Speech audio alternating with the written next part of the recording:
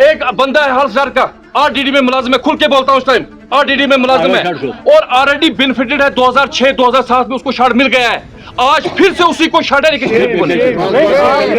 बात नहीं, मेरे पास प्रूफ है, मैं प्रूफ दूंगा। एक बंदा और है हालदार का, 20 लाख रुपया उसके बैंक बैलेंस उसका इस टाइम है, 20 लाख बिल्कुल। और उसके घर में 4 गाड़ियां हैं और 4 गाड़ियों वालों को शर्ट रखा है। यूथ इसलिए रखा गया है क्योंकि उसको पॉलिटिकली बैक है, किसी सियासतदान का उसके सर पे हाथ है, उसको रखा है 4 गाड़ियों वालों का। मेरे पास सबूत है, जिसको चाहिए मैं दे दूंगा, अभी दे दूंगा। मेरे पास भी है 30 लाख रुपया सबूत, 30 लाख उसका बैंक बैलेंस। हवा में बात नहीं कर रहा हूँ, मेरे पास प्रूफ है बिल्कुल। एक बंदा है हमारे इलाके का जो आरडीडी में मुलाजिम है, वो मुलाजिम होने के बावजूद उसका नाम है, जो यहाँ हमारी माए बहने गरीब है, इनका नाम ही नहीं कहें।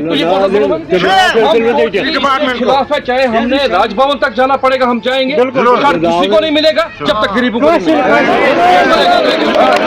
मंजिल वाले को रखा गया है 2 आदमी, क्या उसके ऊपर किसी नेता का हाथ है उसको शर्ट मिलेगा? क्या किसी एमएलए का हाथ है उसको शर्ट मिलेगा और गरीब का नहीं मिलेगा?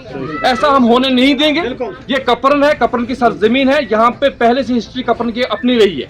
ये अमन पसंद लोग हैं, लेकिन कपरन का अवाम और मैं यहाँ पास से हमसाया है, कोई आज किसी पोर्टफोलियो पे नहीं है, कोई पोर्टफोलियो पे कोई सियासत नहीं है। हम एक हम किसी को तब तक ये शर्ट मिलने नहीं देंगे जब तक ना जो लोग 8 साल से 6 साल से यहाँ वेट कर रहे हैं, ये माए बहने बुजुर्ग जो है वो वेट कर रहे हैं।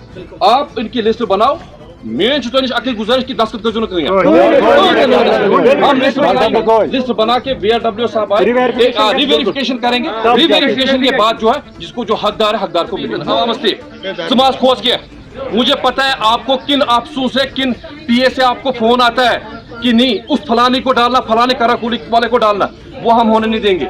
इस अवाम ने सब ने वोट दिया, किसको दिया किसको दूसरी बात है, उसमें हम जाना नहीं चाहते। लेकिन मुझे पता है कि मुलाजमों के ऊपर प्रेशर किया जाता है सियासतदानों की तरफ से, वो चाहे कोई भी हो, किसी का पीए हो। मुझे पता है कौन कौन पीए आज किस VRW को फोन करता है। मेरे पास रिकॉर्डिंग है 4 VRWs की, वो जनाब फलाने की पीए नहीं फोन है, वो हम कतई नहीं होने देंगे। चाहे हमें उसके लिए मरना क्यों ना पड़े, हम अपने गरीब आवाम के लिए खड़े हैं। सही बात है, लोग यहीं कपरन में सेटिस्फाई नहीं है, पूरे में कहते पूरे वैली कश्मीर में सेटिस्फाई। उसका कारण यह है, मैं आपको दिखाऊं कि यहाँ पे हमारा एक पंचायत हल्का है, इसी शाहबाद वाला में एक मुलाजिम रह चुका है, रिटायरमेंट पे घर आया है और उसी मुलाजिम को 2006-2007 में डिपार्टमेंट आरडीडी ने बेनिफिट किया, उसको PMAY के तहत दिया है। उसी आदमी को आज भी शर्ट आया है, मकान के लिए पैसा आया है, उसका नाम फाइनलाइज होकर आया है।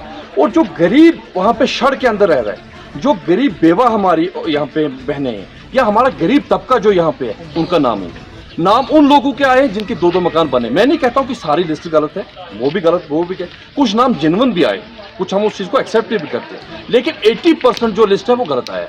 मुझे आप एक बात बताइए कि 3 बार अब तक PMAY की वेरिफिकेशन हो चुकी है, वो वेरिफिकेशन करने वाले लोग हैं कौन? क्या उनको दिखाई नहीं दिया कि एक मकान वाले का 3 मंजिला मकान बना है, उसको दोबारा लिस्ट में रखा गया है और उसको एक शेड में जो 3 शेड में रहता है और उस 3 शेड वाले को काटा गया है और मकान वाले को रखा गया है। और इसमें एक और चीज़ भी हो रही है, इसमें सियासत भी हो रही है, इसमें कई पॉलिटिकल लीडर्स जो है उनके पीए जो है वो VRWs को धमकाते हैं, वो VRWs को कहते हैं कि हमारा फलानी वर्कर है, उसको आए हुए शर्ट में लिस्ट में रखना, अगर नहीं रखा तो आपको हम करगिल लद्दाख भेज देंगे। और वो उस आड़ में आके उस 3 मंजिले वाले को रखता है और गरीब जो है गरीब आदमी का गला काटता है। लेकिन आपके माध्यम से मैं कहना चाहता हूँ, किसी हैसियत के बगैर, मैं आज एक आम आदमी हूँ, किसी पोर्टफोलियो पे नहीं हूँ, कपरन का रहने वाला हूँ, इस सरजमीन का रहने वाला हूँ। आपके माध्यम से मैं उन तोरम खानों को कहना चाहता हूँ कि हमें किसी हद तक भी जाना पड़ेगा, इस लिस्ट को हम ग्राउंड पे इस्तेमाल नहीं होने देंगे जब तक हमारा गरीब आवाम इसमें अकोमोडेट ना हो, इसमें वो शर्ट वाला ना हो, इसमें गरीब हमारी माएँ बहनें जो हैं, जो विधवा कोई बहन हमारी, वो एडजस्ट ना हो, तब तक हम इस लिस्ट को नहीं होने देंगे। तीसरी बात मैं आपको कहना चाहता हूं कि मेरे पास प्रूफ है। प्रूफ इस चीज़ का है कि जो लोग बेनिफिटेड हैं, ऑलरेडी बेनिफिटेड हैं, उन आदमियों को इस लिस्ट में किसने लाया? जिन लोगों ने वेरिफिकेशन किया उनके खिलाफ कड़ी से कड़ी कार्रवाई होनी चाहिए, उनको FIR लॉन्च होना चाहिए कि जिन्होंने 3-3 मंजिले मकान वालों को रखा गया है, उनके खिलाफ हम आज डिप्टी कमिश्नर अनंतनाग के पास जा रहे हैं, SDR के पास जा रहे हैं। कल हमें अगर LG साहब के पास भी जाना पड़ेगा, कपरन के आवाम को लेके या शाहबाद वाला के आवाम को लेके, हम वहाँ पे भी जाएंगे। हमें जब तक हमारे आवाम को इंसाफ नहीं मिलेगा तब तक हम किसी को PMAY नहीं मिलने देंगे। जैसे कपरन में हम देखें यहाँ पे 250 या 300 लोगों ने जियो टैग किया। जब लिस्ट वहाँ से निकल के आई वो 30 या 37 लेके निकल के आई।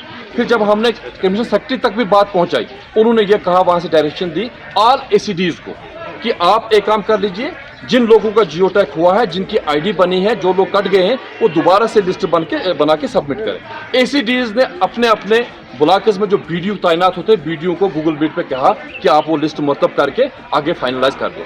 लेकिन मैं आपको एक बात ईमानदारी से कहना चाहता हूँ, हमें इस चीज़ के ऊपर अभी विश्वास नहीं है। क्या ऐसा ना हो कि ये हमसे लिस्ट बनवाएं और बनवाने के बाद ये हमसे, हमारे आवाम से इसमें ग्राम सभा में साइन ले लें, फिर वो लिस्ट जो है वो रद्दी की टोकरी में डाल दें और उन मकान वालों को कल पैसा दे दें, फिर अगर हम रोते भी रहें तो हमारे कौन सुनेगा। इसलिए आज हमने फैसला किया कि हम ग्राम सभा में कोई सिग्नेचर नहीं करेंगे। एक रेजोल्यूशन जो है वो पास होगा और पास होकर रेजोल्यूशन को जो है ACD साहब के पास भेजेंगे।